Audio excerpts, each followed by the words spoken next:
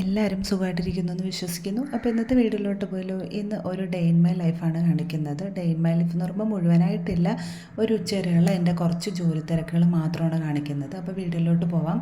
രാവിലെ തന്നെ ഞാൻ കാപ്പിക്ക് വേണ്ടിയിട്ട് നൂഡിൽസാണ് ഉണ്ടാക്കിയത്. പ്രത്യേകിച്ച് അങ്ങനെ വെജിറ്റബിൾസ് ഒന്നും ചേർത്തിട്ടില്ല, മുട്ട മാത്രം ചേർത്തിട്ട് ഞാൻ ഉണ്ടാക്കി വെച്ചിട്ട് പോയപ്പോഴത്തേക്കും കുറച്ച് ജ്യൂസി ആയിട്ടാണ് ഞാൻ ഉണ്ടാക്കിയത്. പക്ഷേ തുറന്ന് നോക്കിയപ്പോൾ നല്ല ഡ്രൈ ആയിപ്പോയി, ആ ചൂടൊക്കെ മാറിയിട്ട്.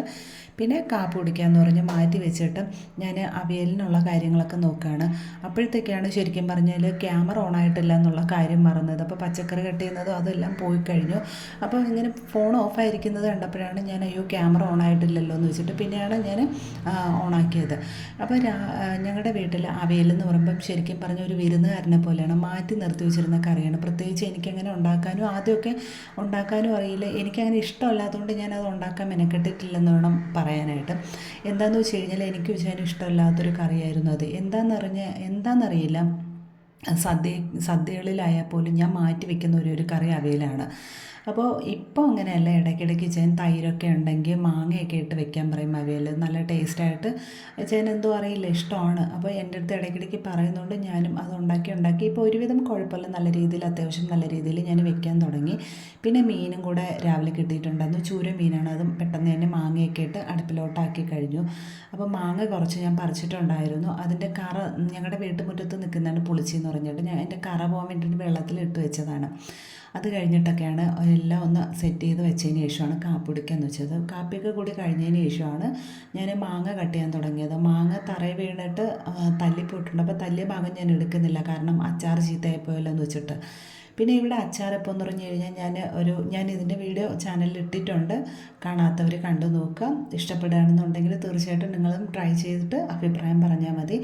അപ്പോൾ എന്തായാലും നല്ല ടേസ്റ്റി ആയിട്ടുള്ള ഒരു അച്ചാറായിട്ടാണ് ഇപ്പോൾ ഇടുന്നത്. അതുകൊണ്ട് അധികം നാളിങ്ങനെ അച്ചാർ നിൽക്കാറില്ല. പക്ഷേ ഈ ഒരു അച്ചാർ എന്ന് പറയുമ്പം കുറച്ച് നല്ല സ്പൈസി ആയിട്ടും പിന്നെ കുറച്ച് ഓയിൽ കൂടുതലൊക്കെ ചേർക്കുന്നതുകൊണ്ട് കുറേ നാൾ നിൽക്കും. മാത്രമല്ല ഇച്ചാന് ഭയങ്കര ഇഷ്ടമാണ്. ഇച്ചാൻ കുറച്ച് സ്പൈസി ആയിട്ട് കഴിക്കുന്ന ഒരാളാണ്.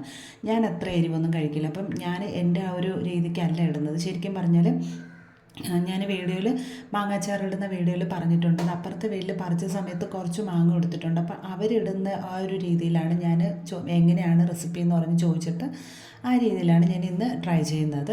അപ്പം നല്ല രീതിയിൽ അച്ചാർ വന്നിട്ടുണ്ട്. എനിക്ക് ഭയങ്കര സന്തോഷം, കാരണം നമ്മൾ മറ്റൊരാൾക്ക് ഫുഡ് ഉണ്ടാക്കി കൊടുക്കുമ്പോൾ അവരുടെ ഇഷ്ടം കൂടെ നോക്കണം.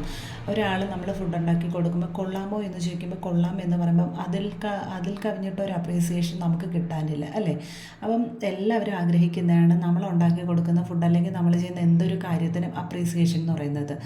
അപ്പോൾ ഞാനിപ്പോൾ ഈ ഒരു രീതിയിൽ ഉണ്ടാക്കുന്നതുകൊണ്ട് തന്നെ മാങ്ങാച്ചാർ ഞാൻ ഭയങ്കര ഇഷ്ടമാണ്, നല്ല രീതിയിൽ കഴിക്കുകയും ചെയ്യും. പിന്നെ കുറച്ച് കൂടുതൽ എണ്ണ എന്ന് ഞാൻ പറഞ്ഞില്ലേ, വെളിച്ചെണ്ണ അല്ലെങ്കിൽ നല്ലെണ്ണ ചേർക്കാം. സാധാരണ നമ്മൾ അച്ചാറിന് നല്ലെണ്ണയാണ് കൂടുതലും ചേർക്കുന്നത്, അതാണ് ടേസ്റ്റും മണവും. പക്ഷേ ഇന്ന് വെളിച്ചെണ്ണയാണ് ഞാൻ ചേർക്കുന്നത്, നല്ലെണ്ണ വീട്ടിലില്ലായിരുന്നു. അപ്പോൾ വെളിച്ചെണ്ണ കുറച്ച് കൂടുതൽ ചേർത്തിട്ട് പൊടികൾ സാധാരണ നമ്മൾ മഞ്ഞൾ, മുളക്, കായപ്പൊടി, പിന്നെ ഉലുവ നേരത്തെ ചേർത്തിട്ടുണ്ടായിരുന്നു, ഇത്രയും ചേർത്തിട്ട് ചൂടാക്കി ഈ മാങ്ങയിലേക്ക് ഒഴിക്കുന്നുണ്ട്. മാങ്ങയിൽ ഞാൻ പ്രത്യേകിച്ച് ചേർത്തത് ഉപ്പും വെളുത്തുള്ളിയും മുളകും മാത്രമാണ്, പിന്നെ കുറച്ച് ഉലുവപ്പൊടി, ഇത്രയാണ് ചേർത്തിട്ടുള്ളത്. ഇതെല്ലാം പച്ചയ്ക്കാണ് ചേർത്തിരിക്കുന്നത്. പിന്നെ ഇതിൻ്റെ മെയിൻ കാര്യം എന്താണെന്ന് വെച്ച് കഴിഞ്ഞാൽ ഇതിൽ ഒരു തുള്ളി വെള്ളം പോലും ചേർക്കുന്നില്ല. നമ്മൾ ഇതിൻ്റെ നീര് മുഴുവൻ കളയുന്നുണ്ട്, കാരണം നല്ല പുളിപ്പാണ്.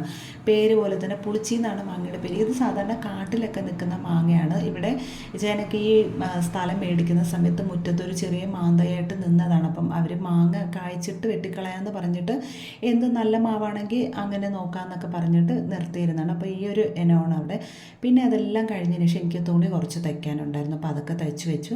അപ്പോൾ ഇന്നത്തെ വീഡിയോ എന്ന് പറയുന്നത് ഇത്രയേ ഉള്ളൂ. വീഡിയോ ഇഷ്ടപ്പെടാണ്ട് ലൈക്കും ഷെയറും ചെയ്യണം. എന്നെ മറക്കാതെ ചാനലും കൂടെ സബ്സ്ക്രൈബ്